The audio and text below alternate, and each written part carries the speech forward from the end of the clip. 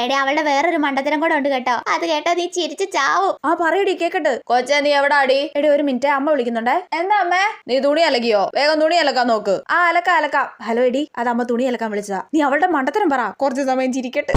എന്റെ പൊന്നു, അങ്ങനെയൊക്കെ ആയിരുന്നല്ലേ കാര്യങ്ങള്.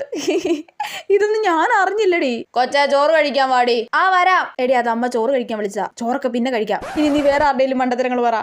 ഇവൾ ഒരു കാര്യം ചെയ്യാതെ ഇങ്ങനെ ഫോണും ചെവി വെച്ച് നടക്കുക. ഡീ ഇവിടെ ഒന്ന് തൂത്ത് വൃത്തിയാക്കിയിട്ടേടി. ആ തൂത്ത് വരാം. എടി അത് അമ്മ തൂത്ത് വരാൻ പറയുന്നയാ. നീ ബാക്കി കഥ പറ.